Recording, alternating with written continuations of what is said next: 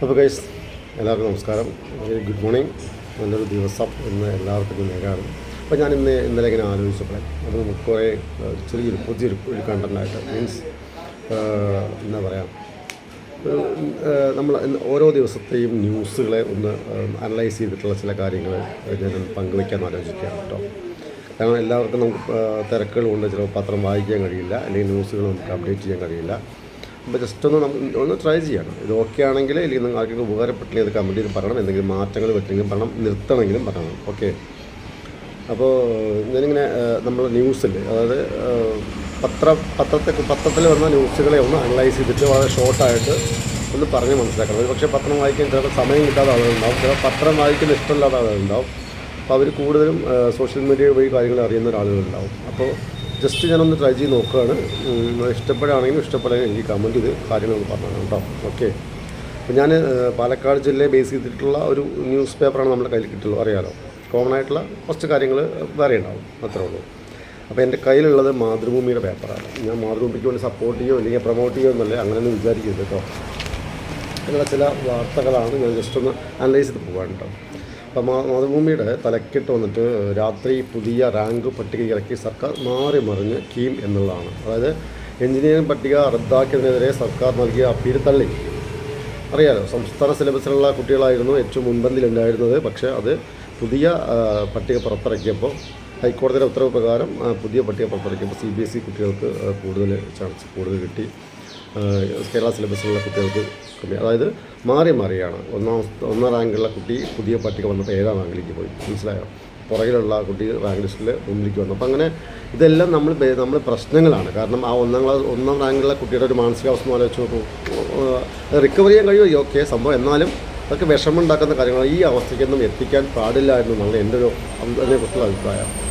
പിന്നെന്താ, അടുത്തത് ഹിന്ദുസ്ഥാൻ യൂണിലിവറിൻ്റെ managing director CEO Malayali Priya Nair നിയമനം. അതായത് ഹിന്ദുസ്ഥാൻ യൂണിലിവറിൻ്റെ 92 വർഷത്തെ ചരിത്രത്തിൽ ആദ്യമായിട്ടാണ് ഒരു വനിതാ CEO വരുന്നത്, അല്ലേ? അതും മലയാളിയാണ്. ഓക്കെ. അതെല്ലാം ഓരോ മലയാളിക്കും പ്രൗഡാണ്. ഓക്കെ. കാരണവർ വധക്കേസ് പ്രതിഷേധത്തിന് മോചനം. ഇത് കുറേ ആളുകൾ എതിർത്തുണ്ടായിരുന്നു അതിനെ. കാരണം ഇത്രയും ക്രൂരമായിട്ടുള്ളൊരു കാര്യങ്ങൾ ചെയ്തിട്ട് അവർക്ക് ഒരു മോചനം കൊടുക്കുന്നത് പറയുമ്പോൾ അത് എതിർക്കുന്നു. പക്ഷേ സംഭവം ഇപ്പോൾ അത് ഗവർണറുടെ പരിഗണനയിലായിരുന്നു. അത് ഗവർണർ സാങ്ഷൻ ആക്കിയെന്നാണ് ഇപ്പോൾ നമുക്ക് കിട്ടുന്ന വാർത്ത. ഓക്കെ. എടുക്കാത്ത വായ്പയ്ക്ക് ജപ്തി.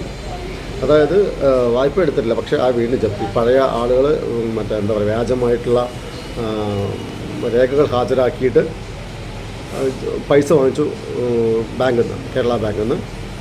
ജപ്തി ആയപ്പോഴാണ് സംഭവം കാര്യങ്ങൾ അറിയുന്നതാണ് പറയുന്നത്. പക്ഷേ എങ്ങനെ അത് കഴിയുന്നുള്ളത് നമുക്കൊരു രക്ഷ അറിയുന്നില്ല കേട്ടോ. കാരണം വ്യാജമായ രേഖകൾ എന്ന് പറഞ്ഞാൽ ഇവർക്ക് തിരിച്ചറിയാനുള്ള കഴിവില്ല. പിന്നെ ഒരു ബാങ്ക് പറഞ്ഞ കാര്യം എന്താ, ഇത് വഴിയാതറിയാം, കുടുംബം വഴിയാതറിയാം.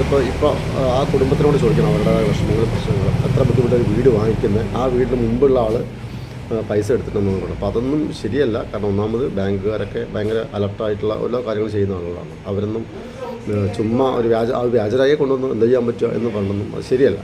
ഓക്കെ. പോക്കുവരവ് സർട്ടിഫിക്കറ്റ്, കുടിക്കാട് സർട്ടിഫിക്കറ്റ് എന്നൊക്കെ പറഞ്ഞ സംഭവങ്ങളൊക്കെ കൊടുത്തിട്ടില്ലേ ലോൺ കിട്ടുന്നത്. നമുക്കറിയാലോ, ഓരോ ലോണൊക്കെ എടുക്കാൻ പോകുന്നത് എന്തൊക്കെ പൊല്ലാപ്പോളാണ്. അപ്പോൾ അതിനിടയ്ക്ക് വ്യാജരേഖ കൊടുത്തിട്ട് അതിൽ പൈസ കൊടുക്കുന്നതാണ് പറയുന്നത്. ഓക്കെ. അറിയില്ല, നോക്കട്ടെ കാര്യങ്ങളൊക്കെ.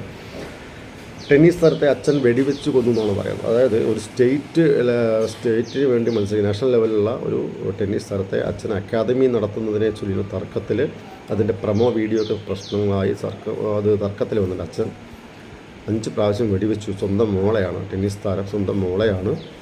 3 വെടിയുണ്ടകൾ മോളുടെ ശരീരത്തിൽ തറച്ചു, തൽക്ഷണം മരിച്ചു എന്നാണ് പറയുന്നത്. ഭയങ്കര എന്താ പറയുക, വല്ലാത്തൊരു അവസ്ഥയാണല്ലേ. അങ്ങനെയൊന്നും അത്രയ്ക്കൊന്നും പെട്ടെന്നൊന്നും ഇങ്ങനെ ആവാൻ പാടില്ല ആളുകൾ. ഓക്കെ. പിന്നെന്താ,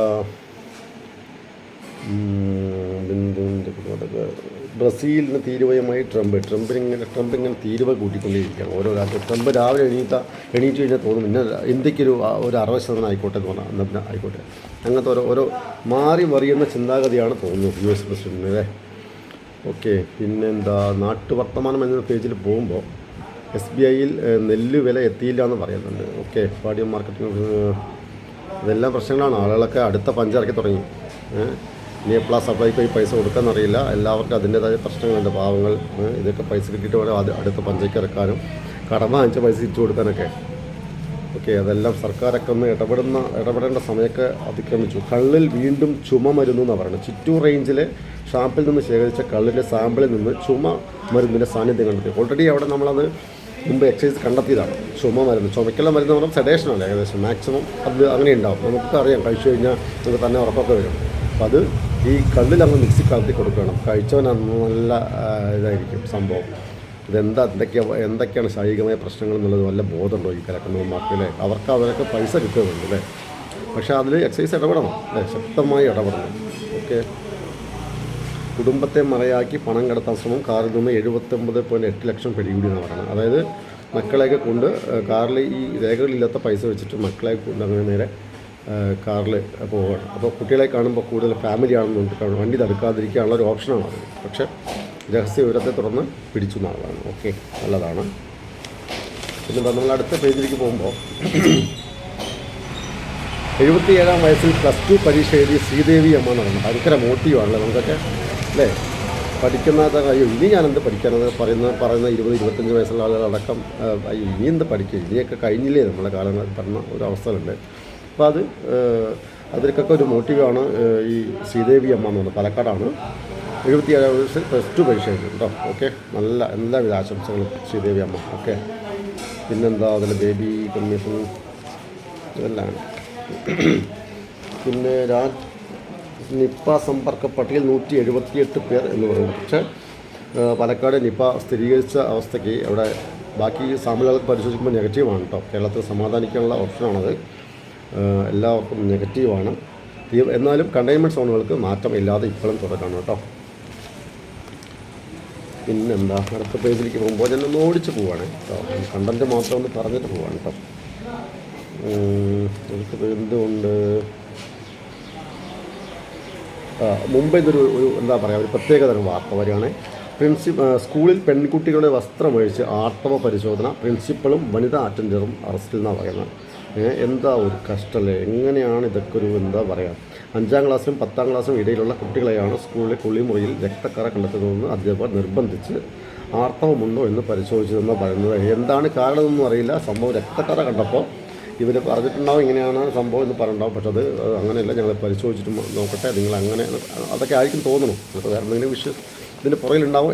എന്താണെങ്കിലും ഒരാളുടെ പ്രൈവസിയിൽ അങ്ങനെ കൈ കടത്താനൊന്നും ആർക്കും കഴിയില്ല, പറ്റില്ല. നമുക്കിവിടെ അനുവദിക്കാനും പറ്റില്ല. ഓക്കെ, എന്ത് കാരണമാണെങ്കിലും. ഓക്കെ. SFI പ്രതിഷേധ മാർച്ച് എന്ന് പറഞ്ഞു കഴിഞ്ഞാൽ സമര തലസ്ഥാനം എന്ന് പറയുന്നത് തിരുവനന്തപുരം. സമരങ്ങൾ കുറേ കാലമായിട്ട് ഇപ്പോൾ കുറച്ച് അധിക ദിവസങ്ങളായിട്ട് നമുക്ക് എന്താ പറയുക, KSU, SFI എന്നൊക്കെ പറഞ്ഞ ഒരുപാട് വിദ്യാർത്ഥി സംഘടനകളും ഒക്കെ സമരങ്ങൾ കൊണ്ട് തിരുവനന്തപുരത്തെ തിരക്കിലാക്കുകയാണ്. ഓക്കെ. പിന്നെന്താ, വഡോദരയിലെ ഗംഭീര പാലം തകർന്ന വാഹനങ്ങൾ നദിയിൽ വീണ് മരിച്ചവരുടെ എണ്ണം 18 എന്നാണ് പറയുന്നത്. നമുക്ക് ഇന്നലെ കണ്ടു നമ്മൾ ആ ന്യൂസ്. കാരണം പാലം തകർന്നു പോയി. സ്പീഡിൽ വരുന്ന വണ്ടികൾക്ക് കൺട്രോൾ കിട്ടാത്ത ഇത് വീണിട്ട് മരിച്ചവരുടെ എണ്ണം 18. പക്ഷേ ഇപ്പോഴും തെരച്ചിൽ നടത്തുകയാണെന്ന് പറയുന്നത് കേട്ടോ.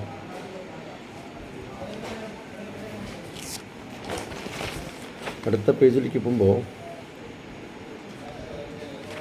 കോൺഗ്രസ്സിന് തരൂരിൻ്റെ അടിയന്തര ആക്രമണം എന്നാണ് പറയുന്നത്. അത് രാഷ്ട്രീയമാണ്, എല്ലാവർക്കും അത് ഇഷ്ടപ്പെടണമെന്നില്ല. എന്നാൽ അത് ഇഷ്ടപ്പെടുന്ന ആളുകളുണ്ട്. അതുകൊണ്ടാണ് ഇപ്പോൾ എന്താ പറയുക, ഒരു സർവേ നടത്തിയതിൽ ഏറ്റവും കൂടുതൽ കേരളത്തിന് മുഖ്യമന്ത്രിയാവാൻ യോജിച്ച ആൾ ശശി തരൂരാണെന്നാണ് സർവേ ഫലം. പക്ഷേ അത് ഇന്നലെ കോൺഗ്രസ് തള്ളി എന്നാണ് പറയുന്നത് കേട്ടോ. അതെന്താണ് കാരണം എന്നുള്ളത് അവർക്ക് തന്നെയാണ് അറിയുള്ളൂ. ഓക്കെ. തുറന്ന വിമർശനത്തിന് CPM വേദിയായി നിർത്തിപ്പൊരിച്ച സാംസ്കാരിക പ്രവർത്തനം എന്ന് പറയുന്നത്. അതായത് സർക്കാരിനും പാർട്ടിക്കും രൂക്ഷ വിമർശനം ഉണ്ടായിരുന്നത്. തുറന്ന വിമർശനത്തിന് ഒരു വേദി ഒരുക്കിയപ്പോൾ ഇതാണ് സംഭവിച്ചത്. ന്യൂജൻ രാഷ്ട്രീയത്തിൽ പാർട്ടി പിന്നിലാണെന്ന് പരാതി. അതായത് പുതിയ രാഷ്ട്രീയ സാഹചര്യം, ന്യൂജൻ രാഷ്ട്രീയം എന്ന് തന്നെ പറയാൻ പറ്റും. അത് അപ്ഡേറ്റ് ആവുന്നില്ല എന്നുള്ളതാണ് പൊതുവെ എന്ന് പരാതി കേട്ടോ. അതൊക്കെ പരിഹരിക്കട്ടെ എല്ലാവരും. ഓക്കെ. പിന്നെന്താ, കാനഡയിൽ വിമാനാപകടം, സീക്രട്ട് മൃതദേഹം നാട്ടിലെത്തിക്കും. ഓക്കെ. ഇന്നലെ എന്താ പറയുക, പരിശീലനം പറക്കുന്ന 2 വിമാനങ്ങൾ തമ്മിൽ ക്രാഷായിട്ട് ഉള്ള മലയാളിയായിട്ടുള്ള തൃപ്പൂണിത്തറ സ്വദേശിയായിട്ടുള്ള ശ്രീഹരി സുകേഷ് മരിച്ചു നമുക്കറിയാം. അപ്പോൾ ഇന്ന് നാട്ടിലെത്തിക്കുന്നതാണ് പറയുന്നത് കേട്ടോ. ഓക്കെ. പിന്നെ അടുത്ത ഇതിലേക്ക് പോകുമ്പോൾ പാലക്കാട് ബേസിലാണ് അങ്ങാടിപ്പുറം മേൽപ്പാലം ഇന്ന് പൂർണ്ണമായും തുറക്കും എന്നാണ് പറയുന്നത്. ചരക്ക് വാഹനങ്ങൾക്ക് നിയന്ത്രണമുണ്ട് കേട്ടോ. അപ്പോൾ അതൊന്ന് ശ്രദ്ധിക്കണം. അപ്പോൾ ആ വഴി പോകുന്നവരൊക്കെ ഉണ്ടെങ്കിൽ. ഓക്കെ. ഇപ്പോൾ സ്കൂൾ സമയമാറ്റം സമസ്ത പ്രത്യക്ഷ സമരത്തിലേക്ക് എന്ന് പറയുന്നുണ്ട്. സ്കൂൾ സമയമാറ്റത്തിൽ അതായത് നമ്മൾ കാമണിക്കൂർ നേരത്തെയും അതുപോലെ തന്നെ സ്കൂൾ വിടുന്നത് കാമണിക്കൂർ വൈകിട്ടും ആക്കിയതിൽ സമസ്ത പ്രത്യക്ഷമായിട്ട് സമരത്തിരിക്കുന്നതാണ്. കാരണം അവർക്ക് പള്ളിയിൽ പോകാനുള്ള സമയങ്ങൾ അങ്ങനെ മദ്രസ അങ്ങനെയുള്ള ചില കാര്യങ്ങളിൽ അവർക്കൊരു ഇതിലൊരു വിരോധം ഉണ്ടായിരുന്നു. വിരോധം മീൻസ് അതിന് അഭിപ്രായം. അപ്പോൾ അങ്ങനെയാണ് പറഞ്ഞിട്ടുള്ളത് കേട്ടോ അതിനെക്കുറിച്ചിട്ട്. പിന്നെന്താ അടുത്ത പേജിലേക്ക് പോകുമ്പോൾ വാണിജ്യമാണ്. പ്രത്യേകിച്ച് അങ്ങനെ ഒരു വാർത്തകൾ ഹൈലൈറ്റായിട്ട് തരാനൊന്നും തോന്നുന്നില്ല കേട്ടോ. ഓക്കെ, പിന്നെന്താ സ്വർണ്ണവില പവന 72,160 രൂപയാണ്. 160 രൂപ കൂടിയിട്ട്. ഓക്കെ, അപ്പോൾ ഗ്രാമിന് 20 രൂപ കൂടിയിട്ട് 9,020 പറയുന്നത് അല്ലേ. ഓക്കെ, നല്ല വിലയിൽ പോവാണല്ലേ. ഓക്കെ, +1 പ്രവേശനം സ്കൂളിൽ ചേർന്ന് 3.8 ലക്ഷം കുട്ടികളെന്നാണ് പറഞ്ഞിരിക്കുന്നത്. മിച്ചമുള്ളത് 62,000 സീറ്റ് എപ്പോഴും മിച്ചത്തിലാണ്. ഓക്കെ, അപ്പോൾ ആരും പേടിക്കില്ല, നമുക്ക് എന്തെങ്കിലുമൊക്കെ ചെയ്യാം സർക്കാർ. ഓക്കെ,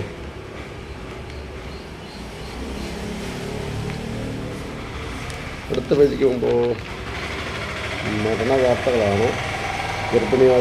ഗർഭിണിയായ ഭാര്യയ്ക്കായി ഞങ്ങൾപ്പഴം പറിക്കാൻ മരത്തിൽ കയറിയ യുവാവ് മരിച്ചു എന്ന് പറഞ്ഞത് ദാരുണമാണല്ലേ. അതിദാരുണമാണ്. എന്താ പറയുക, ഓരോ വിധികൾ എന്നൊക്കെ പണ്ട് നമുക്ക് അങ്ങനെ സമാധാനിക്കാൻ നിവൃത്തിയുള്ളൂ, വേറെ വഴിയില്ല അല്ലേ. ഓക്കെ, പിന്നെ അങ്ങനെ പോയി കഴിഞ്ഞാൽ നമുക്ക് സ്പോർട്സിലാണ്.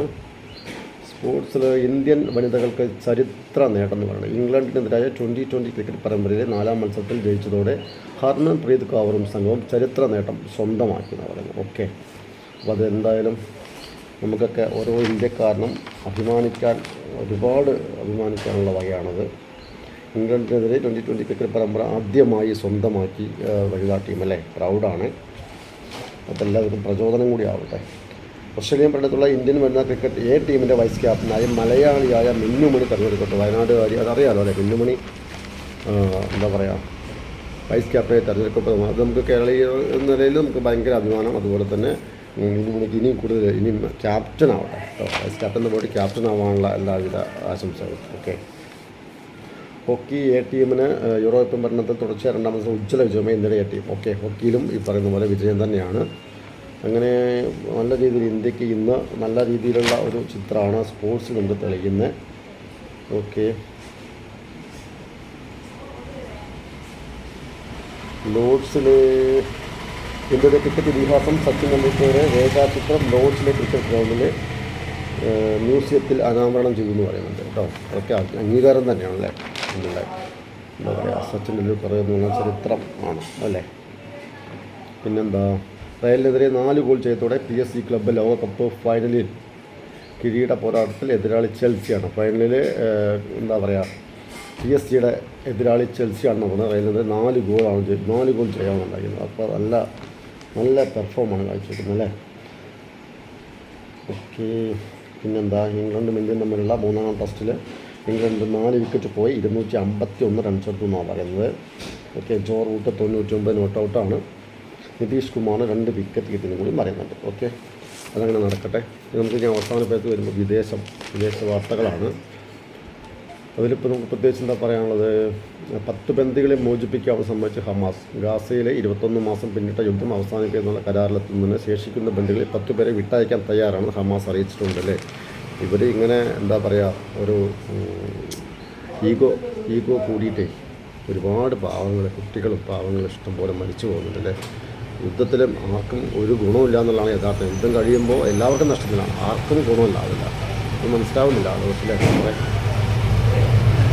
പിന്നെന്താ, അടുത്തത് വരുമ്പോൾ ബോൾസോനാരോയെ ബ്രസീൽ സർക്കാർ വേട്ടയാടുന്നു എന്ന് പറഞ്ഞത് ട്രംപ് ബ്രസീലിൻ്റെ 50% തീരുവ ചുമത്തിൻ്റെ ഓൾറെഡി.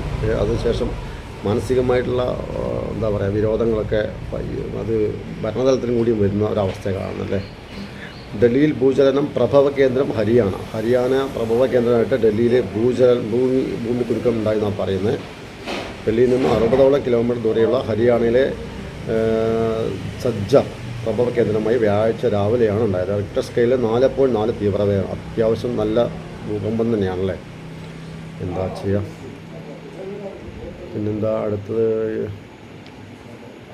അപ്പോൾ കഴിഞ്ഞ് നമുക്ക് ഇത്രയൊക്കെയാണ് ഇന്നത്തെ ഒരു മാതൃഭൂമി ന്യൂസ് പേപ്പറിൻ്റെ ഒരിതിൽ എഞ്ചിനീയറിംഗ് പ്രവേശനത്തിൽ തമിഴ്നാട്ടിൽ ഇത്തവണ 13,000 അധിക സീറ്റ് തോന്നുന്നു. എഞ്ചിനീയറിംഗ് കോളേജുകളിൽ തമിഴ്നാട്ടിൽ മുട്ടാൻ എന്താ പറയുക, ഒരുപാട് കോളേജസാണ് ഇവിടെ. അപ്പം നമ്മൾ ഈ പാലക്കാട് കഴിഞ്ഞാൽ തന്നെ ബോർഡർ കഴിഞ്ഞ് വാളയാർത്ത് മുതൽ തുടങ്ങി എഞ്ചിനീയറിംഗ് കോളേജ് ഇഷ്ടം പോലെ തമിഴ്നാട്ടിൽ അല്ലേ. കുറേ കുട്ടികൾ ഇവിടെ നിന്ന് പോയി പഠിക്കുന്നുണ്ട്, അവിടെ പോയി വന്നിട്ട് പഠിക്കുന്നുണ്ട്. അപ്പോൾ അവിടെ 13 സീറ്റ് അധിക സീറ്റാണ് എഞ്ചിനീയറിംഗിൽ കേട്ടോ അവിടെയുള്ളത് തമിഴ്നാട്ടിൽ. അപ്പോൾ ആ രീതിയിൽ അന്വേഷിക്കുന്നവർക്ക് അതൊരു സന്തോഷ വാർത്തയാണ്. ഓക്കെ, അപ്പോൾ എന്തായാലും ഇന്നത്തെ ഈ ഒരു എൻ്റെ ഒരു ചെറിയ എഫേർട്ട് എങ്ങനെ നിങ്ങൾക്ക് ഗുണകരമായി എന്ന് എനിക്കറിയില്ല. ആയിട്ടുണ്ടെങ്കിൽ തീർച്ചയായിട്ടും പറയണം, ആയിട്ടില്ലെങ്കിൽ തീർച്ചയായിട്ടും പറയണം. ജസ്റ്റ് ഒന്ന് കാണണം. ഇത് പത്രം വായിക്കാൻ സമയമൊക്കെ ഇല്ലാത്ത ആളുകളൊക്കെ ട്രെയിനിൽ പോകുന്നവരോ അല്ലെങ്കിൽ അങ്ങനെയൊക്കെ ഉണ്ടെങ്കിൽ ഇത് ഉപകാരപ്പെടുമെന്ന് വിചാരിക്കുന്നു. എന്താണെങ്കിലും നല്ലതാണെങ്കിലും നെഗറ്റീവ് ആണെങ്കിലും പോസിറ്റീവ് ആണെങ്കിലും കമൻസൊക്കെ ഒന്ന് പറയണം. എന്നാലേ എനിക്കിത് മുന്നോട്ട് കൊണ്ടുപോകണോ പോകണ്ടേന്ന് തീരുമാനിക്കാൻ കഴിയുള്ളൂ. ഓക്കെ, എന്തായാലും ഇഷ്ടപ്പെട്ട അതൊന്ന് സബ്സ്ക്രൈബ് ചെയ്യുക, ലൈക്ക് ചെയ്യുക. ഓക്കെ, എല്ലാവർക്കും നല്ലൊരു ദിവസം. Have a nice day to all.